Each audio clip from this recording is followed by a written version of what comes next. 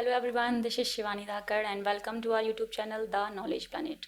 तो जैसे कि हमने स्टार्ट किया था भारतीय संविधान पॉलिटिक्स, तो उसकी एक क्लास कंप्लीट हो गई थी और आज हम सेकंड क्लास को कंटिन्यू करेंगे। तो उससे पहले कुछ रिवीजन कर लेते हैं। जो हमने लास्ट क्लास में कंटिन्यू किया था ना, उसका रिवीजन कर लेते हैं। तो रिवीजन में सबसे पहले नंबर है चार्टर 1726, लेकिन शुरुआत हुई थी 1600 ईयर 1600 से। क्या हुआ था, एक राजलेख आया, मतलब कि एक चार्टर एक्ट आया जो कि एलिजाबेथ ने साइन किया था, वहाँ की क्वीन जो थी। उन्होंने उसमें क्या लिखा था कि ईस्ट इंडिया कंपनी है और ईस्ट इंडिया कंपनी को एकाधिकार प्राप्त किया, या फिर हम कहें कि ट्रेड मोनोपोली दी कि आप जाइए इंडिया और वहाँ जाके बिजनेस कीजिए। तो भाई जो ईस्ट इंडिया कंपनी है वो इंडिया आई और इंडिया में आके मसाले, दालचीनी, इन सब का बिजनेस किया। फिर बात करते हैं हम चार्टर 1726। अच्छा, जैसे ये इंडिया आए थे तो इन्होंने अपनी प्रेसिडेंसीज भी खोली थी 3 जगह पे, और अपनी सूरत में पहली फैक्ट्री भी खोली। ये सब हुआ और कई सालों तक चला। फिर आया चार्टर 1726। इसमें ये कहा गया था कि जो बंगाल के जो अपने गवर्नर हैं उनके अधीन रहेंगे बाकी 2, और मद्रास के और जो बॉम्बे के हैं गवर्नर, और साथ ही साथ जो अपने बंगाल के गवर्नर हैं उनको अधिकार था कि वो बाकी सारी तीनों प्रेसिडेंसीज के लिए मतलब कानून बना सकते हैं। इसके बाद आया, और भी चीज़ें हुई थी यहाँ पे। फिर हम बात करते हैं इम्पोर्टेंटली रेगुलेटिंग एक्ट की बात करते हैं। रेगुलेटिंग एक्ट आया था क्योंकि भाई कंपनी बहुत ज़्यादा बेलगाम हो गई थी, कि बहुत सारी चीज़ें ऐसे इंडिया में हो रही थी जो गवर्नमेंट को पसंद नहीं आ रही थी। ब्रिटिश की जो गवर्नमेंट थी उनको पसंद नहीं आ रही थी चीज़ें, कि लॉस बता रहे हो, प्रॉफिट हो रहा है कुछ, मतलब वो रेगुलेट करना चाहते थे। तो रेगुलेटिंग एक्ट आया 1773 में, और कई चीज़ें चेंज की गई यहाँ से, है ना। गवर्नर जनरल बना दिए गए और मैनी मोर थिंग्स। फिर आया सेटलमेंट एक्ट 1781। इसके बाद आया पिट्स इंडिया एक्ट। वहाँ के पीएम थे पिट्स, इसीलिए पिट्स इंडिया एक्ट आया। और यहाँ से क्या कर दिया उन्होंने, एक बोर्ड ऑफ कंट्रोल बनाया और साथ ही साथ एक बोर्ड ऑफ डायरेक्टर्स। तो बोर्ड ऑफ डायरेक्टर्स तो पहले से थे, एक बोर्ड ऑफ कंट्रोल भी बनाया और 2 काम बांट दिए गए, कि बोर्ड ऑफ डायरेक्टर्स का काम हो गया है कि आप भाई सिर्फ बिजनेस पे ध्यान दीजिए, व्यापार पे ध्यान दीजिए, और जो बोर्ड ऑफ कंट्रोल का काम होगा वो क्या हो जाएगा, जो भी पॉलिटिक्स या हम कहें जो भी राजनीतिक काम है वहाँ के, ये बोर्ड ऑफ कंट्रोल देखेगा। यहाँ तक हम कर चुके थे, इधर तक की क्लास हमारी हो गई थी। अब आगे बढ़ते हैं। अभी क्या हुआ, 1786 की बात है। 1786 में क्या हुआ कि एक अंग्रेज हैं अपने लॉर्ड कॉर्नवालिस। इस टाइम पे क्या हुआ था कि जो अमेरिका है ना, अमेरिका में ब्रिटिश लोगों ने बहुत आतंक मचाया था। लेकिन इस पॉइंट ऑफ टाइम तक वहाँ के जो लोग हैं वो मतलब आज़ादी की डिमांड कर रहे थे, और बहुत लड़ाइयाँ वगैरह हुई। और उसमें जो लॉर्ड कॉर्नवालिस हैं जो कि यहाँ की मिलिट्री को दिखते थे, ये इनकी बहुत ही बुरी तरीके से वहाँ हार हुई और ये ब्रिटेन लौट के आ गए। तो अब इस टाइम तक इंडिया में गवर्नर जनरल थे बंगाल के, गवर्नर के जो पद था उसको गवर्नर जनरल कर दिया गया था यहाँ तक। अभी क्या था कि ब्रिटेन को ना इंडिया में एक नए गवर्नर जनरल को भेजना था। तो इनसे कहा कि भाई आप चले जाइए इंडिया, लॉर्ड कॉर्नवालिस से कहा कि आप चले जाइए भाई इंडिया, गवर्नर जनरल का पद दे रहे हैं हम आपको, आप जाइए। तो लॉर्ड कॉर्नवालिस जो थे, क्योंकि वो हार के तो आए थे अमेरिका से, तो वो कहते हैं कि भाई हम तो नहीं जाएंगे, मुझे नहीं जाना है। लेकिन कहते अरे जाओ भाई, गवर्नर जनरल का बहुत बड़ा पद है, बहुत फ्यूचर बन जाएगा आपका।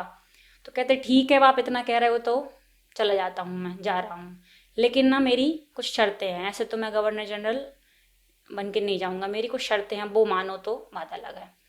अभी तक जो इंडिया में चल रहा था वो क्या था कि एक गवर्नर जनरल हुआ करते थे और इनके 4 मेंबर्स की, मतलब 4 मेंबर्स होके कुल मिला के हम कहते थे इन्हें कि गवर्नर जनरल इन काउंसिल। तो इन 4 लोगों की एक तरीके से हम कह सकते हैं कि इंडिया में सरकार चल रही थी। गवर्नमेंट तो नहीं थी, लेकिन मान लो कि क्योंकि यही थे करता धरता जो भी थे। तो इन्होंने कहा कि आप मुझे गवर्नर जनरल बनाओगे, मतलब ये जो पहला वाला पद है ये मेरा हो जाएगा, सबसे बड़ा मैं ही माना जाऊँगा।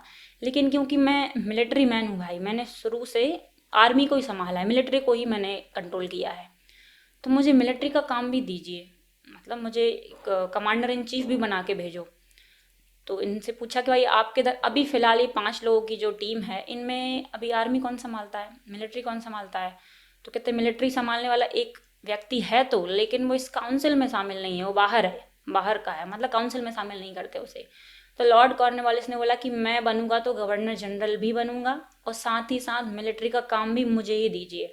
अब ये जो पोजीशन है बाहर वाले की, ये पोजीशन भी किसको मिल गई? लॉर्ड कॉर्नवालिस को। तो हम कह सकते हैं कि जो कमांडर इन चीफ थे मिलिट्री के, वो भी कौन बन गए? Lord Cornwallis. और अब ये 5 लोगों की जो टीम थी इसी में शामिल हो गए। तो ये एक ही व्यक्ति है जो गवर्नर जनरल भी है और साथ ही साथ वही कमांडर इन चीफ भी है। ये हम कह सकते हैं कि supreme commander of British Indian army, जो भी ब्रिटिश की जो इंडिया में आर्मी थी, मिलिट्री थी, उसके जो चीफ थे वो कौन बन चुके थे? अब लॉर्ड कॉर्नवालिस। और साथ ही साथ ये गवर्नर जनरल ऑफ बंगाल भी थे। अब इनकी एक शर्त और थी, क्या? कि अगर कोई भी विशेष मुद्दा होता है, कोई भी विशेष टॉपिक केस होता है कुछ भी, तो क्या होता है, मीटिंग होगी तो उसमें क्या होता है कि जितने ज़्यादा वोट होंगे किसी भी पक्ष में उसी की बात मानी जाएगी, उसी के हिसाब से फैसला होगा। तो अभी 5 लोगों की टीम में ये जो 4 हैं मेंबर सदस्य हैं, अगर इन चारों में से किन्हीं 3 ने भी अपना ग्रुप बना लिया और ग्रुप बना के जो भी डिसीजन लेना था उसके एक तरफ ये हो गए और बचे कौन? अब गवर्नर जनरल और एक मेंबर और। तो चलेगी किसकी? इस ग्रुप की। भले आप गवर्नर जनरल हो लेकिन आपकी नहीं चलेगी क्योंकि आपके पक्ष में वोट ही नहीं है। तो इनका कहना था कि ये चीज़ मुझे पसंद नहीं आई, आप क्या करो, मुझे अधिकार दो कि कोई भी विशेष निर्णय लेना है अगर, तो उसमें मुझे वीटो पावर दो। मतलब मेरे पक्ष में वोट हो चाहे ना हो, लेकिन मैं इनके द्वारा लिया गया निर्णय बदल सकूं, मैं अपनी मर्जी चला सकूं कुल मिला के। तो इनकी 2 ही शर्तें थी कि विशेष मामलों में परिषद के जो निर्णय हैं उनको मैं रद्द कर सकूं। इसको अपन अपनी आम भाषा में कहते हैं वीटो पावर। तो इन्होंने सबसे पहले नंबर बात कही कि वीटो पावर दीजिए मुझे, और दूसरी नंबर बात कि मुझे कमांडर इन चीफ भी बनाइए क्योंकि मैं मिलिट्री मैन हूँ और मिलिट्री को ही देखना मेरा काम है कुल मिला के। तो 2 इनकी शर्तें थी, वो शर्तें पूरी करी गई और लॉर्ड कॉर्नवालिस को भारत भेजा गया गवर्नर जनरल ऑफ बंगाल बना के। अब भाई चलेगा ये 1786 में, ठीक है। अब आगे क्या हुआ? अब एक चार्टर आया 1793 का। अगर आपको याद हो तो 1773 में रेगुलेटिंग एक्ट आया था, और 1773 में जो रेगुलेटिंग एक्ट आया था उसमें बोला गया था कंपनी से कि भाई हम थोड़ा रेगुलेट कर रहे हैं आपको, और आपको हमने मोनोपोली तो दे रखी है लेकिन अब हम हर 20 साल में एक चार्टर एक्ट भेजेंगे और देखेंगे कि आप कैसा काम कर रहे हो, उस हिसाब से हम नियम कायदे कानून बदलते रहेंगे। तो 20-20 साल के अंतराल से चार्टर एक्ट आते गए थे। तो जब 1793 का चार्टर एक्ट आया तो इस दौरान क्या हुआ था कि ब्रिटेन में और भी कंपनियां थीं, सिर्फ ईस्ट इंडिया कंपनी नहीं, और भी कंपनियां थीं। सबका कहना था कि ये ईस्ट इंडिया कंपनी ने ऐसा क्या किया है, आप इसी को अकेला मतलब एकाधिकार दे रहे हो कि ये अकेला बिजनेस कर पा रहा है इंडिया में, हमें भी दो भाई, हम भी करके दिखाएंगे, हमारे पास भी टेक्नोलॉजी, हम भी कर सकते हैं काम, हमें भेजो। तो वही लड़ाई झगड़े बहुत होने लगे थे। इसके बावजूद भी 1793 में जो चार्टर एक्ट आया उसमें कहा गया कि कंपनी को अब सिर्फ 20 सालों तक का एकाधिकार और दे रहे हैं, मतलब मोनोपोली है जो वो 20 सालों तक और दे रहे हैं। अगले 20 साल बाद बदल दिए जाएंगे नियम। अब 20 साल बाद मतलब 20 साल तक और लूट लो, अब जितना लूट पा रहे हो इंडिया को। 20 साल की बात और है, फिर दूसरे लोग भी आएंगे मार्केट में, है ना, दूसरी कंपनीज भी आएंगी। और साथ ही साथ एक चीज़ और स्टार्ट करी गई कि देखो पिट्स इंडिया एक्ट के दौरान बोर्ड ऑफ कंट्रोल बनाया गया था, है ना, और बोर्ड ऑफ कंट्रोल में कुछ मेंबर्स थे जिनका क्या काम था कि मतलब कि राजनीतिक काम देखने हैं, यही काम था। तो अब वहाँ की गवर्नमेंट ने सोचा कि बोर्ड ऑफ कंट्रोल जो है वो काम तो कर रहा है इंडिया के लिए, क्योंकि इंडिया में ईस्ट इंडिया कंपनी, और वो क्या काम कर रही है उसी को संभालने के लिए हमने बोर्ड ऑफ कंट्रोल बनाया है, क्योंकि डायरेक्टर्स को दे दिया है काम सिर्फ बिजनेस देखो, और बोर्ड ऑफ कंट्रोल के मेंबर्स से कहा गया है कि आप राजनीतिक चीज़ें देखिए। तो काम तो आप ईस्ट इंडिया कंपनी के लिए ही कर रहे हैं, और ईस्ट इंडिया कंपनी किधर चल रही है, कहाँ? ईस्ट इंडिया कंपनी चल रही है इंडिया में। तो इंडिया से जो टैक्स की वसूली हो रही है, जो भी वहाँ से राजस्व की प्राप्ति हो रही है, उसी से ही बोर्ड ऑफ कंट्रोल के जितने भी मेंबर्स हैं, जितने भी कर्मचारी हैं, उन सब की सैलरी कहाँ से दी जाएगी? जो कलेक्शन इंडिया से हो रहा है।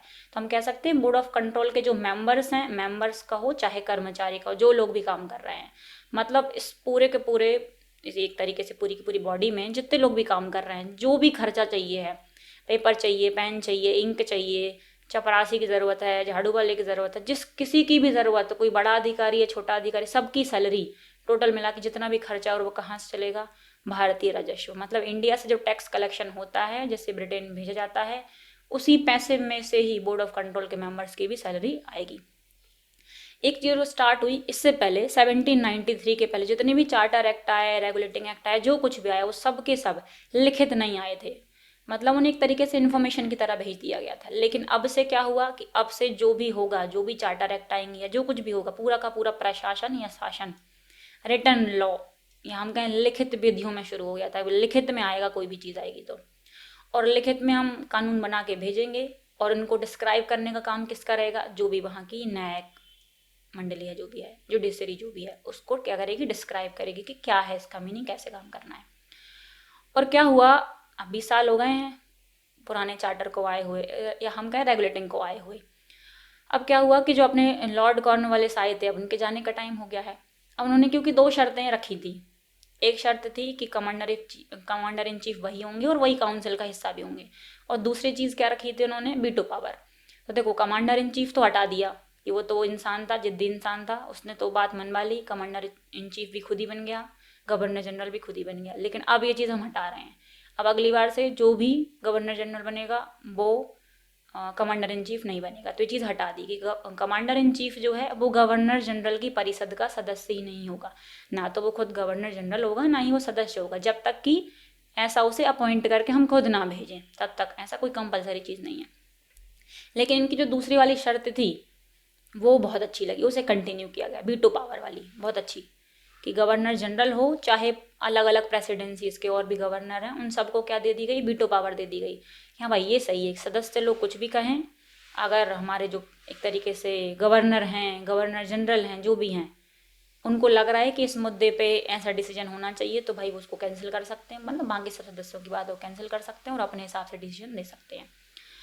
साथ ही साथ यहाँ एक और इम्पॉर्टेंट चीज़ की शुरुआत हुई, क्योंकि इस दौरान तक क्या होता था कि अब जो इंडियन लोग थे, क्योंकि वो भी जब होता है ना ऐसा कि इंडिया में क्या चल रहा है, कि जो सिस्टम है, सिस्टम में हम कैसे भागीदारी ले सकते हैं, तो ऐसा पता चलता है कि जो मतलब कि कहें ऑफिसर्स हैं, कि ऑफिसर्स कैसे बन रहे हैं, तो क्या एक एग्ज़ाम होता था इंडियन सिविल सर्विसेज, तो इसकी स्टार्टिंग करी गई 21 अप्रैल 1793 से स्टार्टिंग करी गई इंडियन सिविल सर्विस। मतलब समझते हैं आज का जो यूपीएससी पीएससी है ना, एक तरीके से ये वही है, उस टाइम का यही नाम था इसका। तो ये एग्ज़ाम दीजिए, निकलोगे तो आप सर्विस में आओगे, ऑफिसर बनोगे, कुल मिला के पूरा का पूरा इंडिया को संभालोगे, है ना। इसकी शुरुआत हुई, ये अच्छी चीज़ थी, मतलब इसकी कुल मिला के हम कहें स्थापना इस डेट से हुई थी। इंडिया में काम करने वाले जितने भी ऑफिसर्स हैं उनको इंडियन सिविल सर्विसेज के थ्रू भर्ती किया जाएगा। फिर बात करते हैं, अब फिर 20 साल बाद आ गए 1930 से, मतलब कि 1893 से, सॉरी, है ना, 1893 के बाद फिर हो गए 20 साल, और 1830 में एक और चार्टर एक्ट आया। जैसे कि हमने कहा 20 साल के बाद आएगा। अब क्या 20 साल पहले कहा गया था जो अपनी ईस्ट इंडिया कंपनी थी उससे, कि भाई आप 20 साल तक की ही है आपके पास टाइम, लूट लो जितना लूट सको। अब 20 साल बाद, मतलब कि 1830 में जो एक्ट आया, चार्टर एक्ट, इसमें क्या कह दिया गया ईस्ट इंडिया कंपनी से, हमने तो 20 साल कहा था आपसे, हो गए 20 साल पूरे। अब आप अकेले के पास व्यापारिक एकाधिकार नहीं है, आपकी जो ट्रेड मोनोपोली थी वो क्या कर रहे हैं हम, वो कर रहे हैं ख़त्म, वो कैंसिल कर रहे हैं। लेकिन अभी भी हम थोड़ा बहुत आपको कुछ दे रहे हैं, क्योंकि आपने हमारी इतनी हेल्प करी है, इंडिया को इतना लूट लूट के हमें दिया है, अब थोड़ा तो ना आपने पूरी सत्ता जमा दी है, थोड़ा देंगे। कहते ब्रिटेन के लोगों को ना चाय बहुत पसंद है, तो आप चाय का बिजनेस बहुत अच्छा करते हो, तो चाय का बिजनेस आप ही करो, चाय के व्यापार में आपकी ही मोनोपोली रहेगी, आपका ही एकाधिकार रहेगा, चाय कोई और नहीं इंडिया में बिजनेस करेगा, उसका कोई और कंपनी नहीं करेगी, आप अकेले करो। और एक और चीज़ क्या कही कि देखो भाई, अमेरिका तो अपने हाथ से निकल गया है, अब इंडिया है, इंडिया के और आजू बाजू जाओ, थोड़ा चाइना साइड वगैरह जाओ, आपने इंडिया में बहुत अच्छा काम है, सत्ता बिठा ली पूरी, थोड़ा चाइना साइड भी जाओ। तो इन्हें क्या दिया गया, ईस्ट इंडिया कंपनी को 2 चीज़ें दी गई, सिर्फ 2 चीज़ें, क्या, एक चाय का व्यापार करो और एक चाइना के साथ व्यापार करो। इसमें आप अकेले का एक अधिकार है, बाकी जितनी भी फील्ड्स हैं उनमें आप अकेले नहीं रहोगे, आप अब अकेले इसमें नहीं रहोगे, और भी कंपनीज हम ब्रिटेन से लेके आएंगे जो बाकी सब चीज़ों में और व्यापार करेंगे, है ना। तो एक ही अब इनका एक अधिकार बचा था, सिर्फ चाय का व्यापार और चाइना के साथ व्यापार।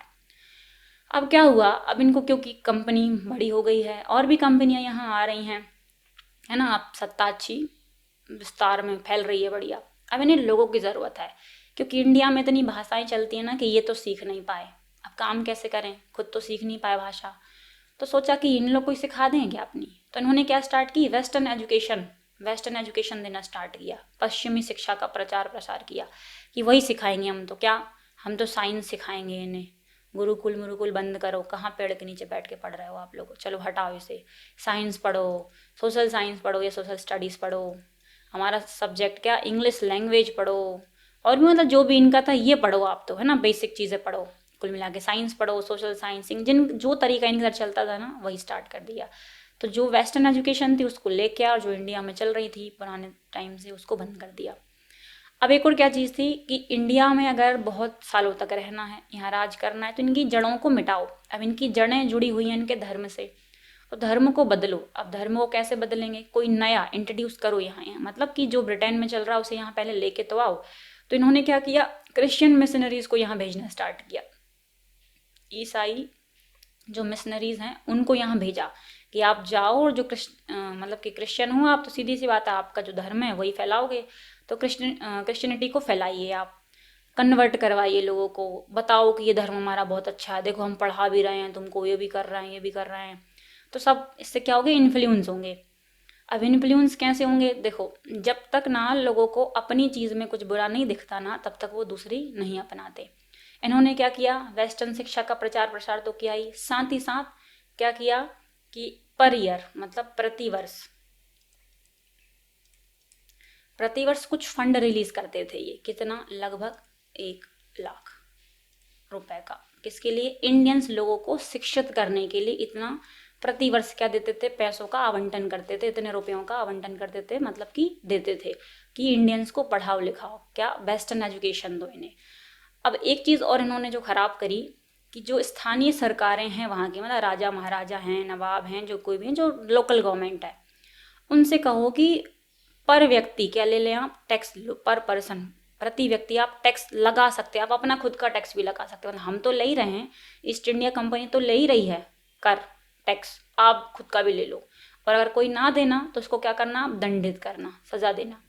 मतलब कि जैसे कोई पर्सन है वो एक दिन में मान लो 100 रुपये कमाता है, तो 100 में से कम 60 से 70 कौन ले लेती है, ईस्ट इंडिया कंपनी ले लेती है कि भाई हम तुमको काम करने दे रहे हैं ना, इसलिए हमको इतना टैक्स दो।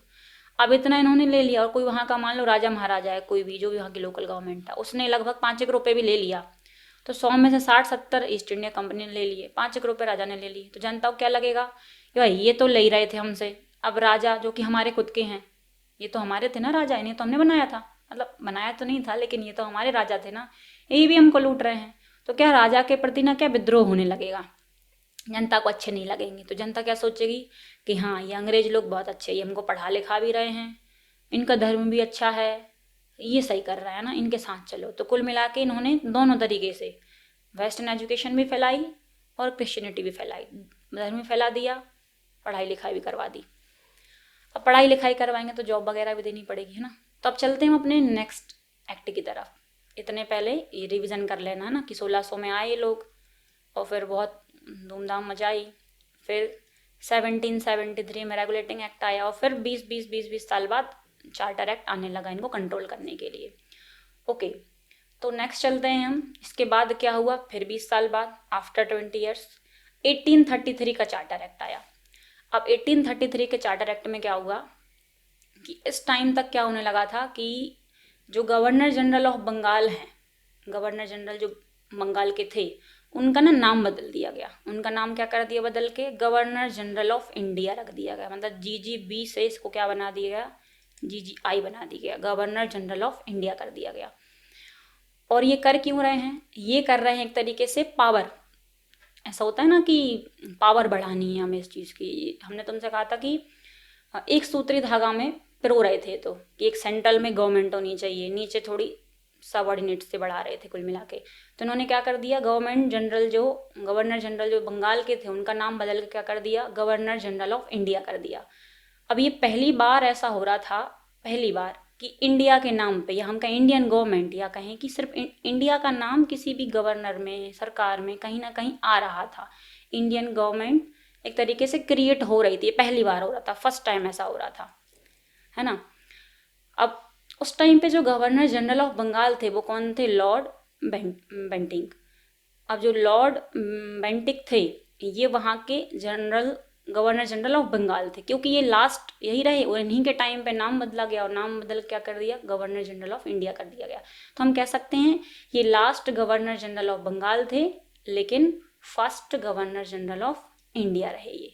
ओके, तो गवर्नर जनरल ऑफ बंगाल का नाम बदल के क्या कर दिया गया, गवर्नर जनरल ऑफ इंडिया कर दिया गया।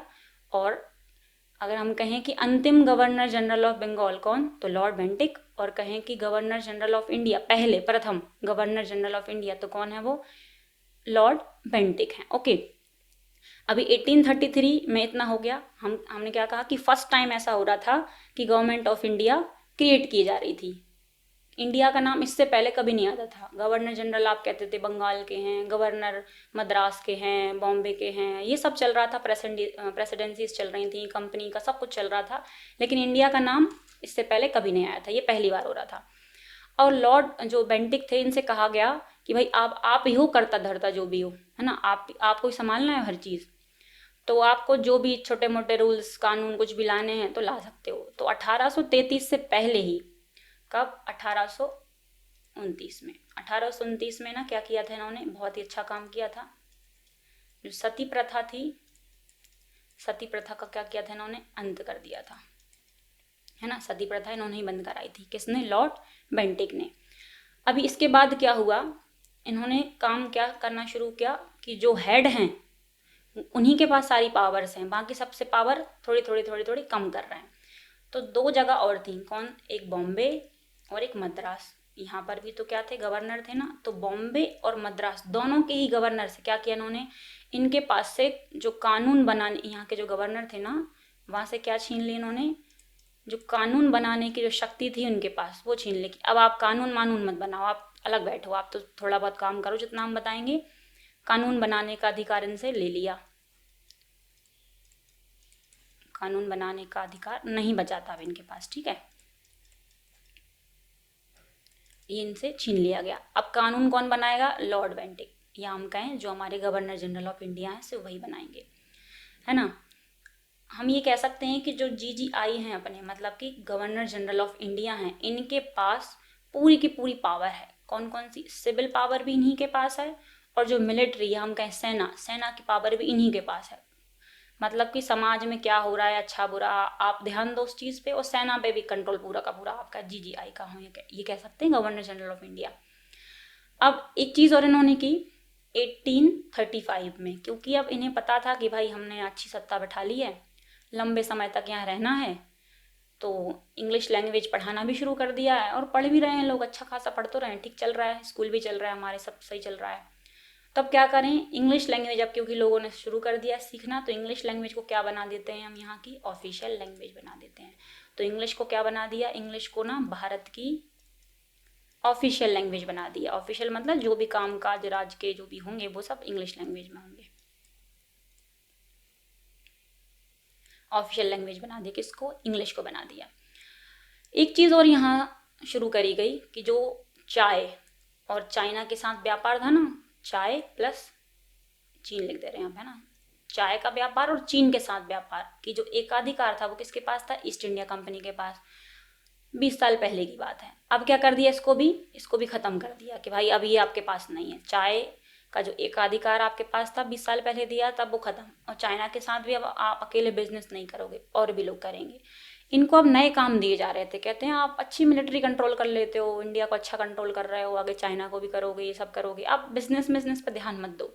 बिजनेस के लिए ना और कंपनीज लेके आ रहा है, वो लूटने का काम करेंगी। आप बढ़िया क्या बनो, ऑफिसर बनो, आप तो यहाँ से टैक्स वसूली करो, वहाँ से टैक्स वसूली करो, इस राजा से दोस्ती करो, उनकी तोड़ो, फूट डालो, नीति करो, ये काम करो आप, तो ये बहुत अच्छा कर रहे हो आप, है ना, विस्तार करो आप, तो कुल मिला के आपको एक ही काम दे रहे हैं हम, ईस्ट इंडिया कंपनी के नाम पर, मतलब क्योंकि कंट्रोल तो उसे ब्रिटेन ही कर रही है ना, ब्रिटेन की गवर्नमेंट ही कर रही है, तो कहा कि आप तो यहाँ पे क्या बढ़ाओ, सत्ता बढ़ाओ अपनी, विस्तार करो, एरिया बढ़ाओ अपना, है ना।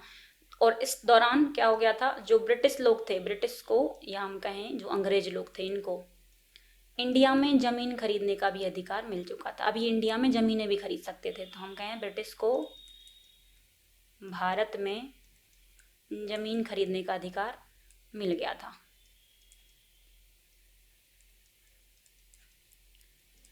अब भाई हो गया शुरू इनका ना, कि अब ज़मीन भी खरीद रहे हैं, इंग्लिश भी यहाँ स्टेबल कर दी है, गवर्नमेंट जनरल ऑफ इंडिया के पास सारी पावर्स भी दे दी गई हैं, और इनको कंट्रोल कौन कर रहे हैं, सीधे ब्रिटेन गवर्नमेंट, या हम कहें वहाँ की जो भी लोग हैं संभालने वाले।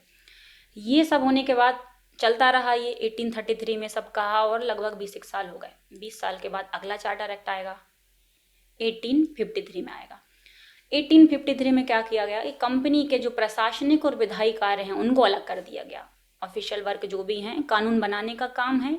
और देखो, दो काम होते हैं कि एक कोई पार्टी क्या करेगी, कानून बनाएगी, एक कोई पार्टी उसको लागू करवाएगी। जैसे अपने इंडिया में क्या होता है पार्लियामेंट में कि कानून बनाने का काम मंत्री परिषद जो भी हो बनाएंगे, लेकिन जिनको हमने चुना है, गवर्नमेंट जो होती है उसमें जनता द्वारा चुने हुए जो लोग होते हैं उनका काम क्या होता है, जो कानून बने हैं उनको हम देखेंगे कि यहाँ पूरे तरीके से लागू हो रहे हैं, फॉलो किए जा रहे हैं कि नहीं, ये काम होता है।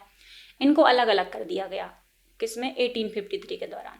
प्रशासनिक काम मतलब कानून बन गए, उनको फॉलो कराने का काम अलग और बनाने वाला अलग।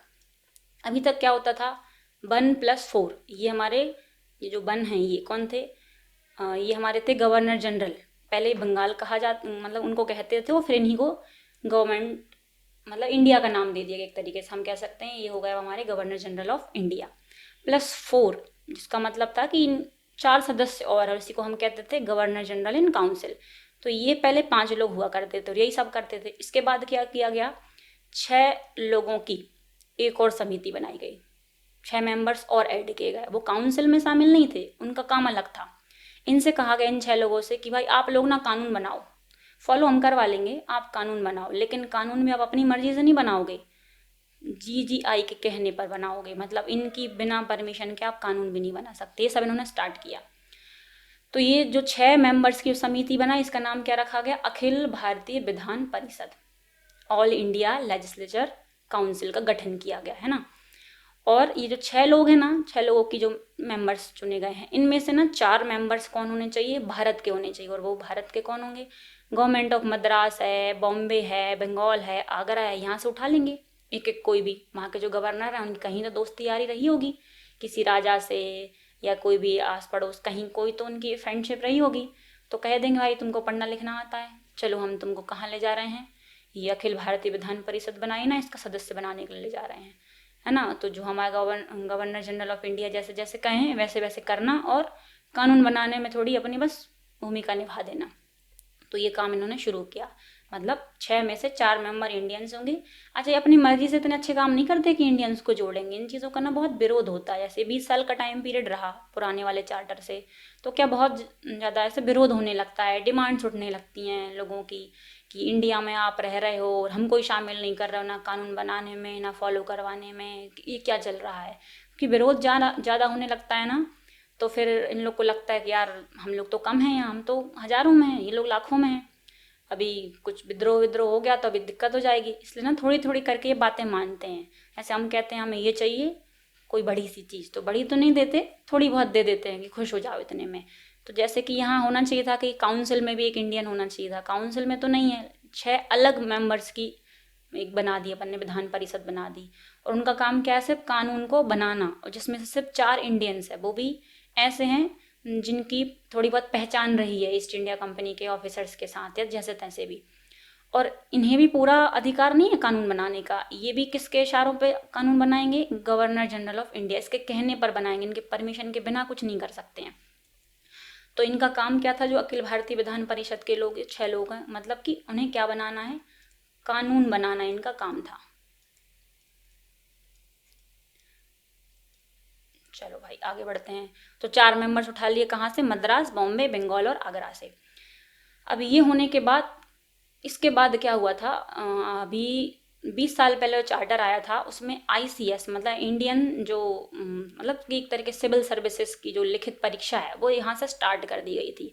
इससे पहले क्या हुई थी, सिर्फ इसका गठन हुआ था कि हाँ स्टार्ट तो करने वाले हैं, करेंगे। तो यहाँ के लिए जो भी ऑफिसर्स हैं उनका सिलेक्शन तो किसी एक एग्ज़ाम से लेना ही चाहिए। अब यहाँ से स्टार्ट हुए थे, लिखित परीक्षा शुरू हो गई थी, है ना, इस चार्टर के बाद से। ओके, देखो पहले ये कहाँ होती थी, सिर्फ लंदन में। ये भी बहुत विरोध के बाद स्टार्ट हुई थी। ये जो ईस्ट इंडिया कंपनी के लोग थे, इनका कहना था कि इंडिया में हम इतने दिनों से रह रहे हैं, ये जो ICS है ये हमारे बच्चों के लिए होनी चाहिए, मतलब हमारे लोगों के लिए होनी चाहिए, वही एग्ज़ाम दें, वही निकालें, वही इंडिया जाएं, वो राज करें, टैक्स वसूली करें, अमीर हो जाएं, इसमें आप इंडियंस को शामिल मत कीजिए। लेकिन बहुत ज़्यादा विरोध हुआ इस चीज़ का कि भाई इंडियंस क्यों शामिल ना हों, इंडिया की सिविल सर्विसेज हैं, इंडिया में ही तुम्हें रहना है, वहीं काम करना है, तो इंडियंस को भी तो इसमें जगह दीजिए। बहुत ज़्यादा विरोध हुआ, तब जाके शुरू किया कि ठीक है भाई, हम एक ओपन कंपटीशन रखते हैं कि इंडियंस भी आ सकते हैं। तो ये परीक्षा पहले कहाँ होती थी? लंदन में होती थी सबसे पहले। लंदन में कई सालों तक होती रही थी। फिर थोड़ा और ऐसा कह रहे हैं ना कि कोई भी चीज़ के लिए बहुत विरोध होता है, भाई इंडियंस शामिल होंगे, इंडियंस की ये सिविल सर्विसेज हैं, तो इंडिया में भी करवाओ ना इस परीक्षा को। तो 1923 से क्या हुआ? 1923 से ये जो परीक्षा है वो कहाँ होने लगी? इंडिया में भी होने लगी। ओके, तो ये रहा हमारा चार्टर 1853। अच्छा, इसके साथ ही कुछ इंपॉर्टेंट चीज़ पढ़ लेते हैं, क्योंकि अब आईसीएस की परीक्षा हुई है तो इंडियन कोई तो सेलेक्ट हुआ होगा। तो वो पहले इंडियन कौन थे जिन्होंने आईसीएस का एग्ज़ाम क्रैक किया था? अच्छा, ऑफिसर तो नहीं बनाया था इन्हें, लेकिन इन्होंने क्रैक किया था सबसे पहले। तो वो हैं अपने सुरेंद्र नाथ बनर्जी, जिन्होंने पहली बार आईसीएस का जो एग्ज़ाम है उसे क्या किया था? क्रैक किया था, या हम कहें निकाला था, लेकिन इन्हें ऑफिसर नहीं बनाया था। ऑफिसर जो पहले बने थे वो कौन है? सत्येंद्र नाथ टैगोर।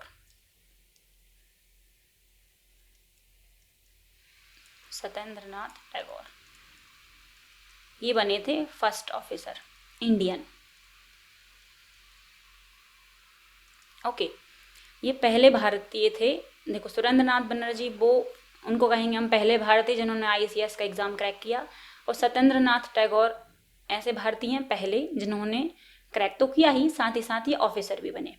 ओके, अब इस दौरान तक क्या था? 1853 में चार्टर एक्ट आया, और 1845 से 1856 तक, मतलब इस चार्टर के आने तक और उसके बाद तक भी और पहले से भी, तो 1845 से 1856 तक गवर्नर जनरल ऑफ इंडिया थे अपने लॉर्ड डलहौजी। नाम सुना होगा इनका तो, है ना, क्योंकि आखिरी तक ये टिके रहे थे। तो लॉर्ड डलहौजी 1855 से 1856 तक गवर्नर जनरल ऑफ इंडिया रहे थे। अब क्या हुआ? ये 1856 तक तो रहे गवर्नर जनरल ऑफ इंडिया, लेकिन आपको पता ही होगा कि 1857 में 1857 में, अच्छा यहाँ कहीं दिख नहीं रहा होगा, यहाँ लिख देते हैं डलहौजी। 1857 में आपको पता ही होगा कि क्या हुआ था? क्रांति हुई थी एक, है ना, भारत में पहली बार क्रांति की शुरुआत हुई वो 1857 में हुई। क्या हुआ? देखिए, एग्जाम्पल से स्टोरीज समझाते हैं। ईस्ट इंडिया कंपनी या हम कहें ब्रिटेन के लोगों की मनमानी बहुत ज़्यादा बढ़ गई थी, और आक्रोश जनता में था, विरोध सब करना चाहते थे लेकिन उन्हें मौका नहीं मिल रहा था। जैसे कि हम एक एग्जाम्पल के लिए कहें, मान लो एक बस है, आप उसका टिकट भी कटवाते हो, पैसे भरते हो, और आप चाहते हो कि मैंने पैसा दिया तो मैं अपनी सीट पर बैठ के जाऊँ, लेकिन कोई ये अंग्रेज लोग आए या ईस्ट इंडिया कंपनी का कोई भी ऑफिसर आता है और आपको उठा के कहता है उधर जाओ, आखिरी वाली सीट पे बैठना। मैं यहाँ का ऑफिसर हूँ, मैं ही बैठ के जाऊँगा इस पूरे बस में अच्छे से। मेरे आगे 2 सीटों तक कोई ना बैठो, पीछे भी कोई नहीं बैठो, बगल में भी कोई नहीं बैठो, मतलब खाली रखो बस। आप लोगों ने पैसा दिया तो एक काम करो, आखिरी सीट पर फंस फंस के बैठो सारे के सारे। अब एक दिन ऐसा हो जाए, अगले दिन भी मान लो ऐसे हो जाए, नेक्स्ट डे फिर ऐसे हो जाए, और सबके साथ ऐसा होता रहे कि भाई आप पैसा दो लेकिन आपको सीट ना मिले। एक कोई ब्रिटिश का आदमी आता है और आपको उठा के कहता है भाई पीछे बैठो, यहाँ नहीं बैठो, मैं बैठूंगा यहाँ पे। तो आपको गुस्सा तो आएगी, लेकिन आपको लग रहा है हम कमज़ोर हैं, इसका विरोध कर नहीं सकते, भाई ये वर्दी पहन के आया है, इसके पास बंदूक है, मार देगा अभी, तो आप डर के पीछे बैठ गए हो। लेकिन मान लो कोई सैनिक है जो इंडियन ही है लेकिन सैनिक है। अब सैनिक को क्या सिखाया जाता है कि आपको दुश्मन दिखे और लड़ो, मरो भिड़ो, कुछ भी करो, बस विरोध करो उसका। तो ऐसे एक टाइम मान लो एक सैनिक आया बस में, उसने पैसा दिया है, वो आया और उससे कहता है ये ब्रिटिश, भाई कहाँ बैठ रहा है, इधर नहीं, पीछे जाओ, भले पैसा दिया तो पीछे जाओ, इंडियन हो ना, पीछे जाओ। अब वो तो सैनिक है, उसको ये नहीं दिखता कि मैं कमज़ोर हूँ, कौन हूँ, उसको तो ये है कि भिड़ा कैसे मेरे से, हम भी लड़ेंगे। तो वो आता है और बढ़िया हमला कर देता है। अब जो पीछे वो छुप के लोग बैठे थे, 2 बक्के लोग बैठे थे, उन्हें लगेगा ना कि यार किसी ने शुरुआत करी है लड़ने की, चलो अपन भी चलते हैं। तो पता चलेगा जितने लोग भी डरे सहमे बैठे थे वो सारे आके उस पर चढ़ जाएंगे, और उसी को क्या कह देंगे अपन, क्रांति हो गई है ये। तो ऐसा ही केस हुआ था 1857 में। मंगल पांडे नाम से एक सैनिक ही थे। ये चर्बी वाले कारतूस जो होते हैं उन्होंने अपने मुंह से मतलब खींचने से मना कर दिया था। मना कर दिया तो वही बात ये कि बहुत बढ़ गई कि ये मन में सबके थे, विरोध सब करना चाहते थे और अलग अलग टॉपिक पे विरोध करना चाहते थे, लेकिन चिंगारी यहाँ से मिल गई। तो भाई बहुत ज़्यादा क्रांति हुई, बहुत ज़्यादा आक्रोश हुआ, जगह जगह दंगे फसाद हुए, और इनको कंट्रोल करने में ब्रिटिश इंडिया जो या ईस्ट इंडिया कंपनी कहें या ब्रिटिश की गवर्नमेंट कहें, उनको बहुत टाइम लग गया और बहुत मेहनत लग गई। और ये सब करने के बाद उन्हें रियलाइज़ हुआ कि कंपनी अब इंडिया को नहीं संभाल सकती। अब इंडियन समझदार हो गए हैं, अब वो दागाबाजी करने पे उतर आए हैं, या हम कहें आंदोलन कर सकते हैं, अब कुछ भी हो सकता है। अब इंडिया को एक कंपनी के नाम पे या कंपनी के हाथ में नहीं सौंप सकते। अब उतरना है किसे, ब्रिटिश गवर्नमेंट को स्वयं आना पड़ेगा इंडिया को कंट्रोल करने के लिए। तो यहाँ से मतलब 53 में जो चार्टर आया था वो लास्ट चार्टर एक्ट था, ये लास्ट था, और इसके बाद कोई चार्टर एक्ट नहीं आया। और हम कहेंगे इस डेट के बाद से, या इस मतलब 1856 में ये गवर्नर जनरल ऑफ इंडिया ये सब तहस नहस हो गए। हम कह सकते हैं कि जो कंपनी रूल है, कंपनी रूल पूरे तरीके से ख़त्म, कंपनी का जो शासन था वो पूरी तरीके से ख़त्म हो गया। अब कौन आया है मैच में, अब एंट्री मारी है ब्रिटिश इंडिया ने, या हम कहें क्योंकि वहाँ पे क्राउन रूल है ना, राजा महाराजा महारानी है भी वहाँ पे, तो क्राउन रूल स्टार्ट हुआ, क्राउन ने एंट्री मारी एक तरीके से ना। तो भाई क्राउन रूल के बारे में पढ़ेंगे अब हम नेक्स्ट क्लास में। ओके, कंपनी का जो रूल है वो ख़त्म हो गया है, क्राउन रूल को नेक्स्ट क्लास में पढ़ेंगे। तो भाई जो कोई भी ये वीडियो देख रहे हैं वो शेयर करें, सब्सक्राइब करें, लाइक करें। और ये टॉपिक जैसे ही ख़त्म होगा तो इसका जो टेस्ट है वो हमारी जो ऑफिशियल वेबसाइट है theknowledgeplanet.com, उस पर आपको फ्री ऑफ कॉस्ट अवेलेबल हो जाएगा, और उसकी जो सॉल्यूशन वीडियो है वो भी इसी चैनल पर आएंगे। तो वीडियो देखें और पसंद आए तो लाइक भी ज़रूर करें। Thank you very much.